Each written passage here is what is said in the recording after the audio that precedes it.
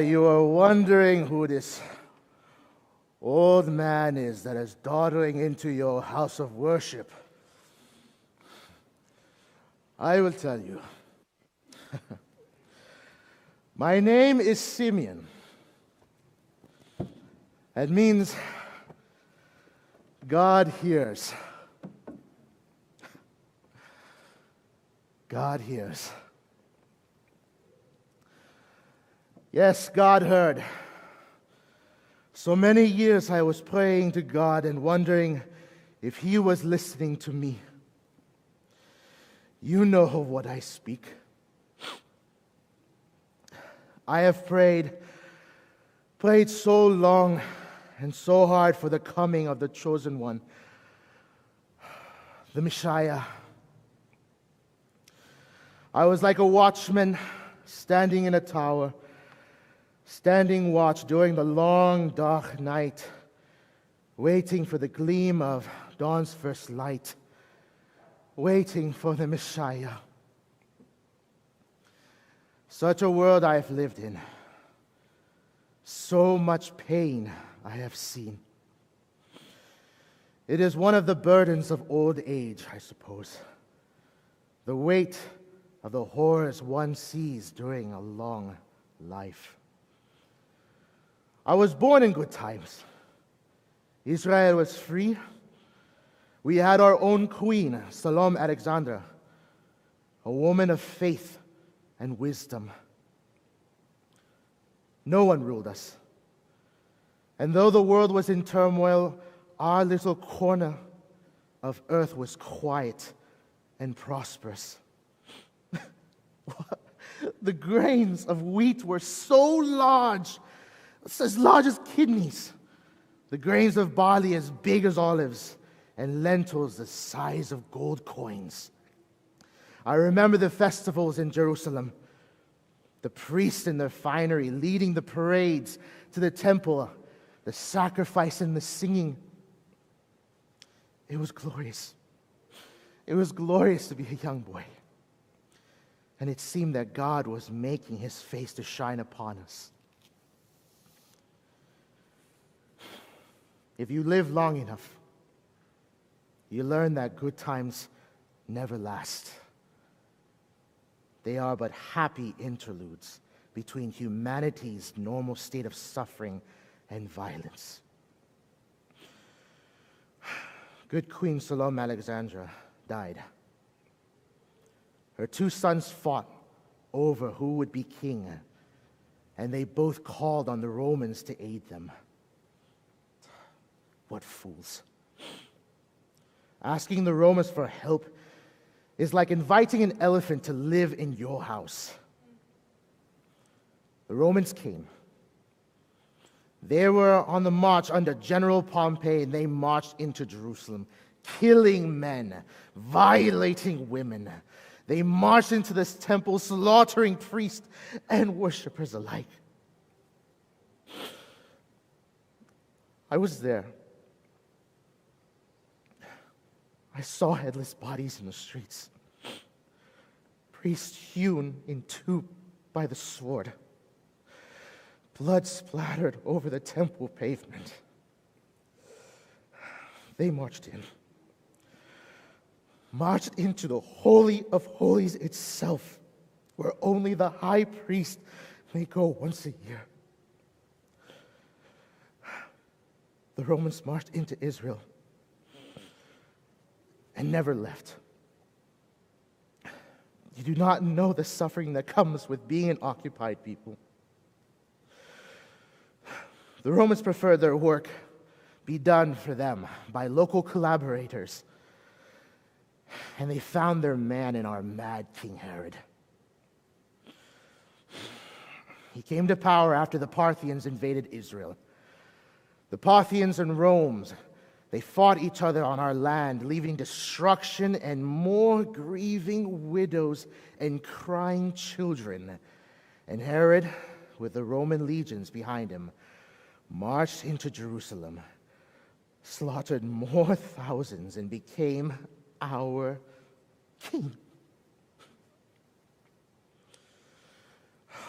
when you are old, you have seen much.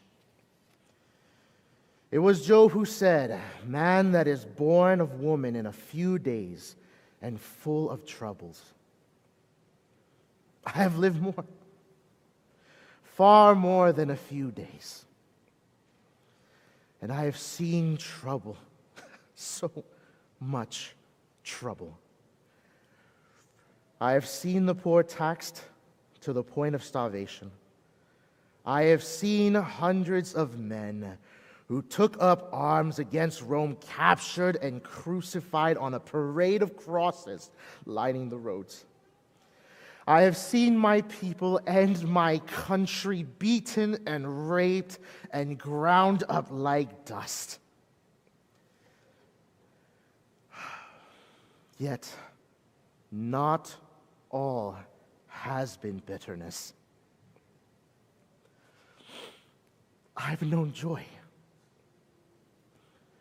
Feasting at harvest time with wine staining my beard, and eating lamb roast on a spit, the laughter shared with friends, the flowers blooming after the winter rains, the sight of the sun rising behind the mountains beyond the Jordan Valley.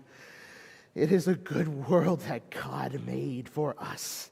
Yes, I know joy. And I have heeded the words that one should take care that old age does not wrinkle your spirit even more than your face. I have known married love, the joys of the marriage bed, the tenderness of sharing a heart with another, a lifetime with another, where you grow old together, where your children and grandchildren sit at your feet. But it was not meant to be. My wife died while giving birth to our fourth child. I returned to the earth, the body of the woman I loved, along with the children to be born from our love.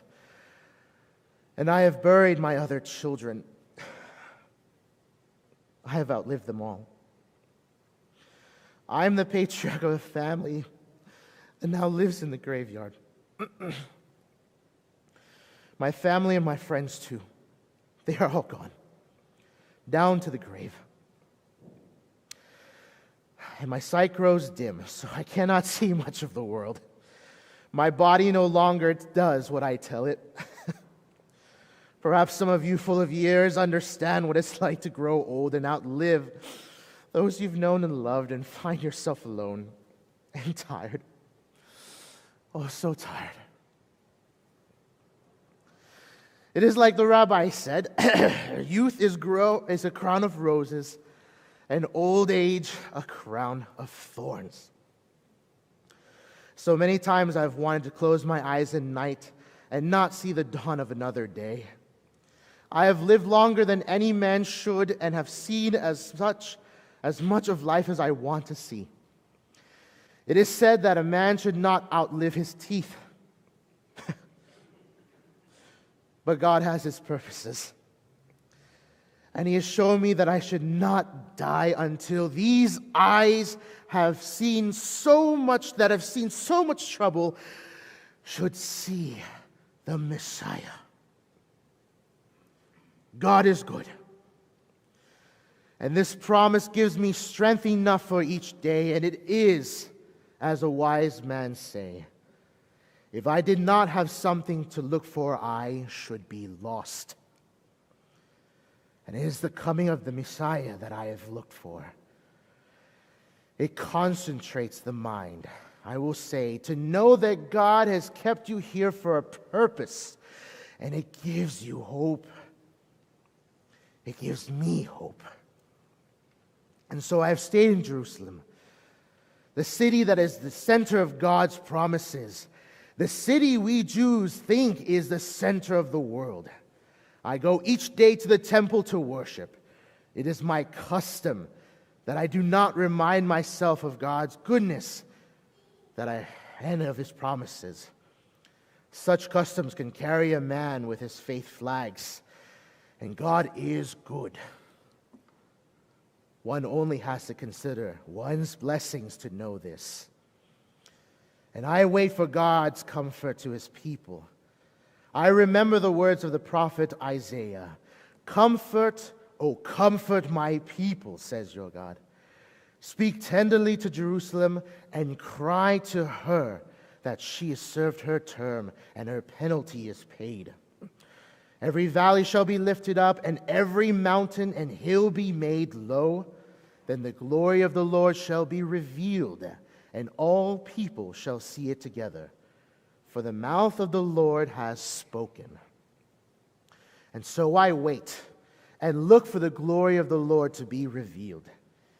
And what better place to wait and to look than the temple? On a day like any other, I shuffled into the outer courts of the temple.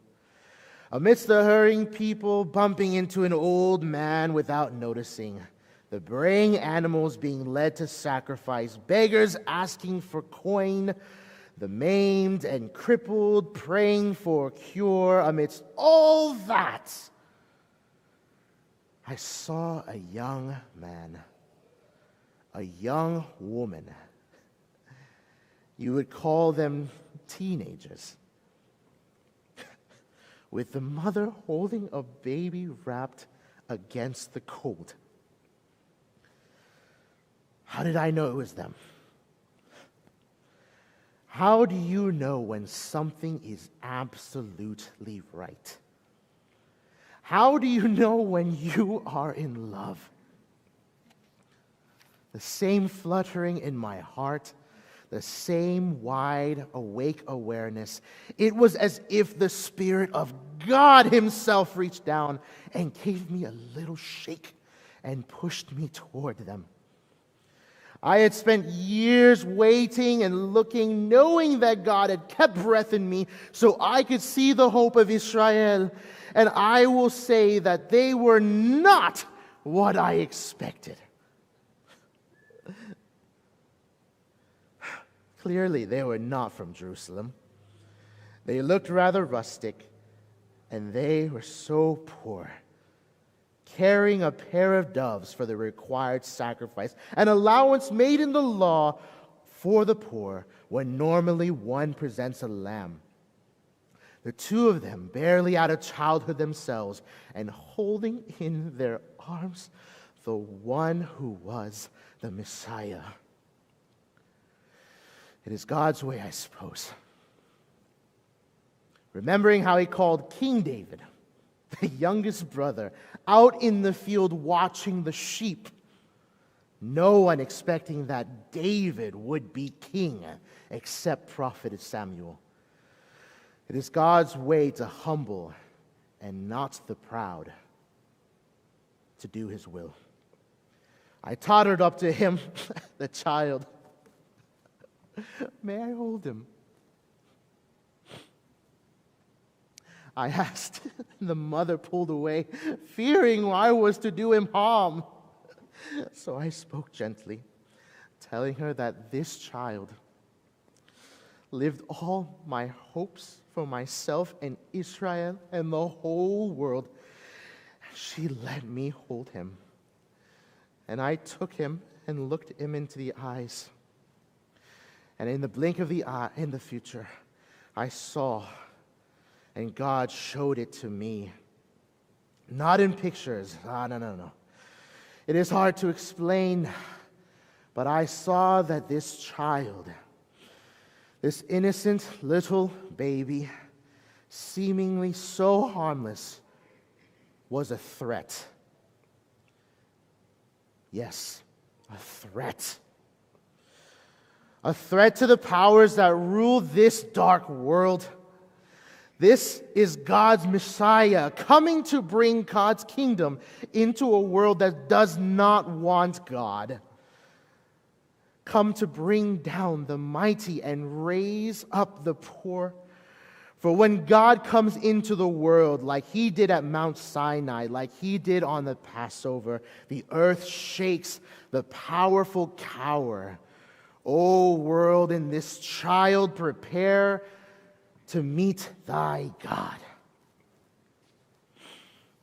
This little child to be more powerful than Herod and his spies and assassins, more powerful than Caesar and his legions. This child to be wiser than the Pharisees and the scribes who had spent their lives learning the things of God. The power of God, the wisdom of God, the goodness of God in this child who is to save us. Not only save us, but save the Gentiles too. Save the whole world. Bring light to the people groping in the dark.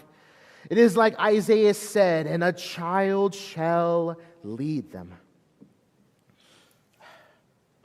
And I saw how this child would bring pain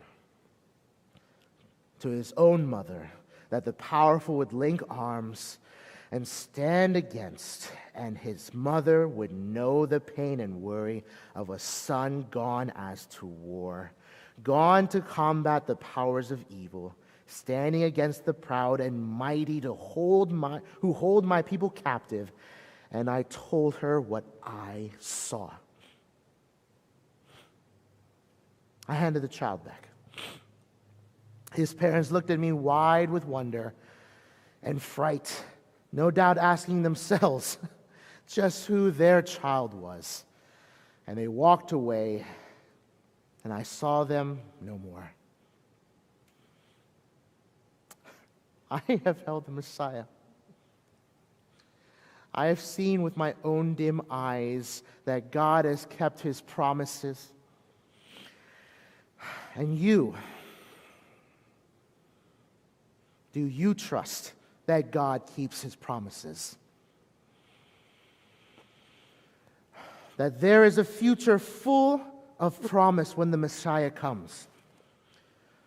Or will you drink from the well of bitterness and rein yourself to a world where evil and darkness reign, where the powerful crush the weak, a world with wars without end, a world without hope? I tell you there is hope, and I have seen it. I waited a lifetime to see it.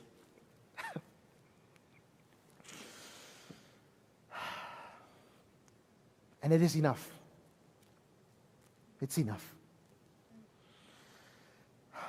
And now I can die in peace.